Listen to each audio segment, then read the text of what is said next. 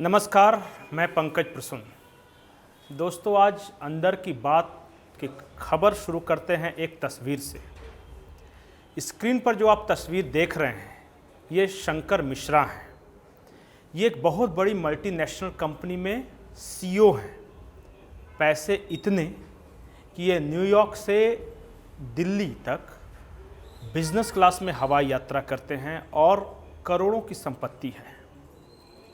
अब आप कहेंगे हम ये तस्वीर क्यों दिखा रहे हैं, तो कहानी ये है कि न्यूयॉर्क से दिल्ली तक यात्रा करने के दौरान ये महाशय शराब के नशे में इतने धुत हो गए कि एक सीनियर सिटीज़न महिला थी, बुज़ुर्ग थी, उनके ऊपर इन्होंने पेशाब कर दिया। वो महिला गिड़गिड़ाती रही। बाद में कुछ यात्रियों ने इन्हें किसी तरह पकड़कर अपनी सीट पर बैठाया।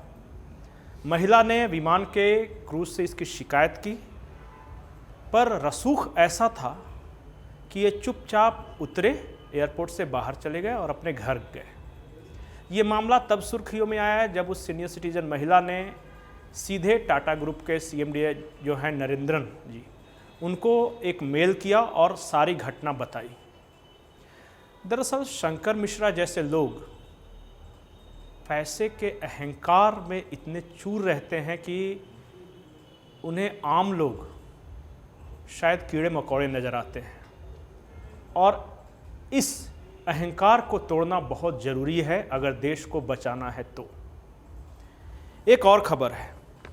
खबर यह है कि आपको पता है कि इस साल 9 राज्यों में विधानसभा के चुनाव होने हैं। 10वां राज्य जम्मू एंड कश्मीर है। उसके बारे में मैं अभी इसलिए नहीं कंफर्म बता सकता कि हो सकता है कि केंद्र सरकार क्या फैसला ले, अभी किसी को नहीं पता। लेकिन 9 राज्यों में विधानसभा चुनाव को लेकर भारतीय जनता पार्टी ने एक अलग रणनीति बनाई है और उस रणनीति का नाम है चलो गांव की ओर। आपको एक वीडियो में मैंने बताया था कि भारतीय जनता पार्टी ने 250 से 300 विस्तारकों की एक टीम बना ली है और लक्ष्य यही है कि 2024 के अंत तक 2000 से 3000 के बीच विस्तारक बनाए जाएं।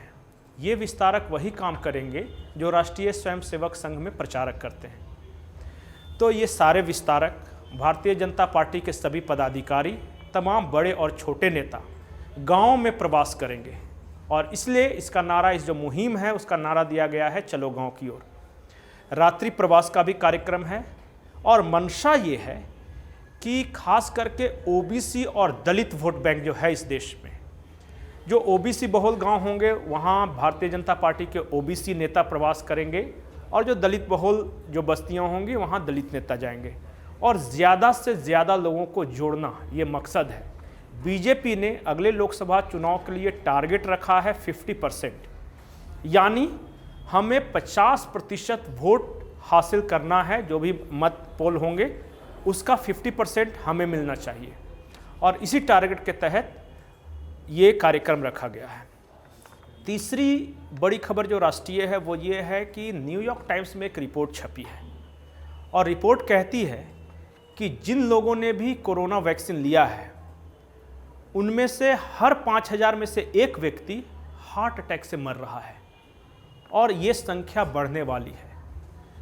हमने बताया था कि कई तरह के वीडियोज सामने आ रहे हैं देश के अलग अलग भाग से कि कोई डांस करते करते अचानक गिरा और मर गया, कोई हनुमान का रोल प्ले कर रहा था वो मर गया, कोई शंकर जी बना हुआ है वो अचानक मर गया, कोई क्रिकेट की बॉलिंग करते हुए अचानक गिरा और मर गया।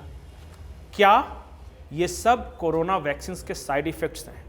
क्योंकि अभी तक इस तरह की कोई स्टडी हुई नहीं है और शायद इस तरह की स्टडी करने की परमिशन भी नहीं दी जा रही। ये गंभीर मसला है और हम सबको अलर्ट हो जाना चाहिए।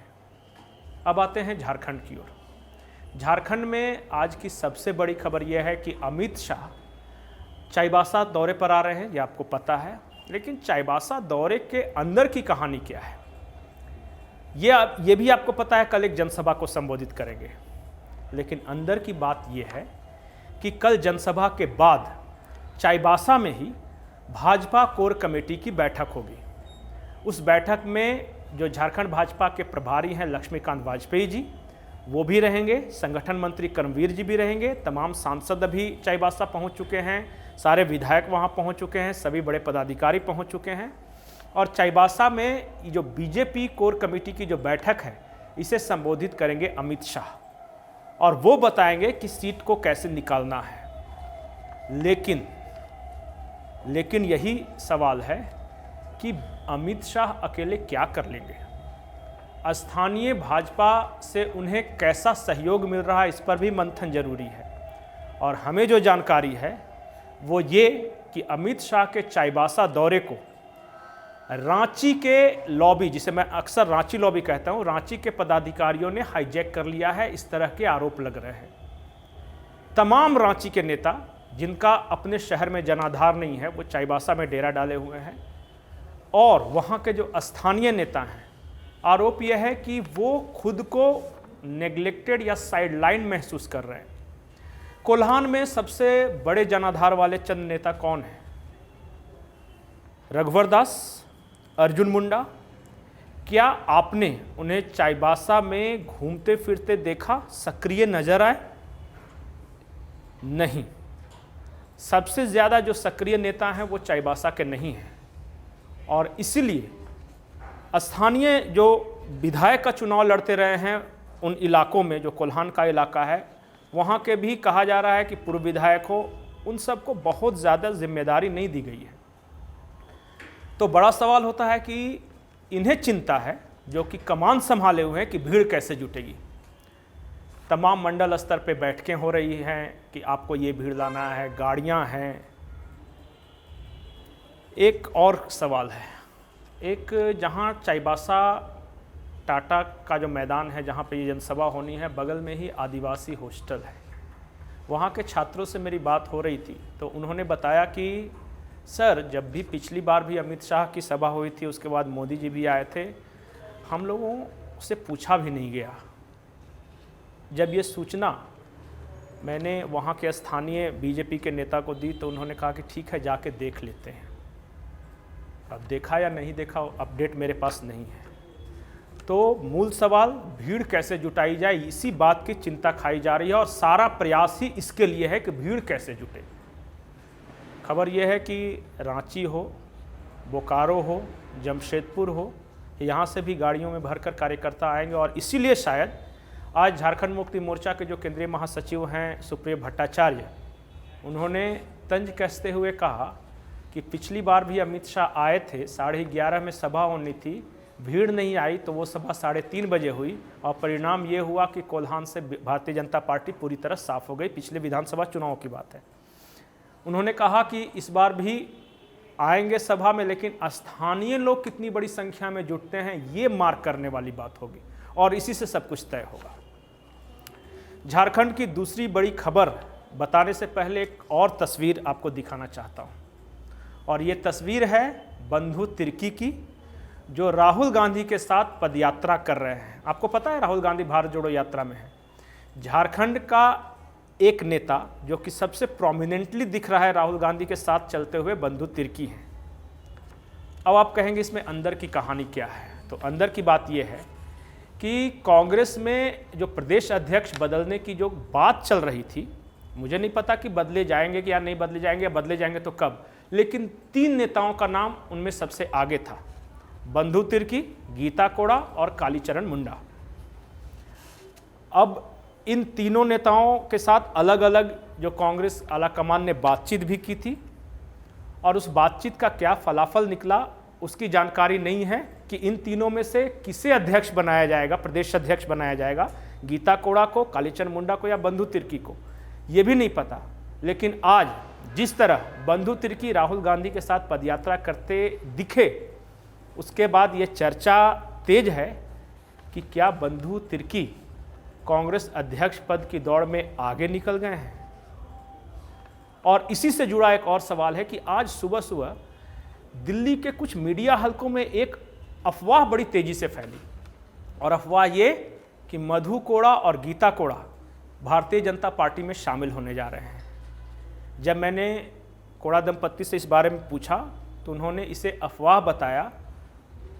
तो बड़ा सवाल ये है कि क्या जो कोड़ा दंपत्ति का जो एंटी लॉबी है, क्या उस तरह से ये जानबूझकर मीडिया में इस खबर को प्लांट किया गया ताकि गीता कोड़ा के जो प्रदेश अध्यक्ष बनने की संभावना है उससे किसी तरह धूमिल किया जा सके। पार्टियों में इस तरह की राजनीति चलती है, मुझे सच्चाई नहीं पता, लेकिन सच्चाई ये है कि कल गीता कोड़ा और मधु कोड़ा में से कोई भी भाजपा में शामिल नहीं होने जा रहा है। ये 100% अफवाह है। भविष्य का मैं नहीं जानता कि भविष्य में क्या होगा। अब आते हैं बिहार की ओर। बिहार में कल से जातीय जनगणना शुरू होनी है और 6-7 महीने की देरी हो चुकी है। जब नीतीश कुमार ने बीजेपी से गठबंधन तोड़ा था तो उन्होंने सबसे बड़ा जो मुद्दा बताया था वो है जातीय जनगणना का। बिहार में किस जाति की कितनी संख्या है इसकी गणना तो होगी ही, साथ ही साथ इस बात का भी पता लगाया जाएगा कि आर्थिक स्थिति कैसी है किस जाति की, और इसी के आधार पे जो आने वाले समय में है वो बिहार सरकार अपना जो बोलते हैं जो योजनाएं बनाएंगी वो तो सरकारी योजनाएं होंगी, लेकिन उससे बड़ा सवाल ये है कि उसी के आधार पर राजनीतिक पार्टियां भी अपनी रणनीति बनाएंगी। तो जनगणना कल से शुरू होने वाली है। रिपोर्ट कब तक आएगी ये देखने वाली बात होगी। जो रिपोर्ट आएगी उसके आधार पर हम जरूर आपको खबरें देंगे, उसकी समीक्षा भी करेंगे। तब तक के लिए नमस्कार, धन्यवाद।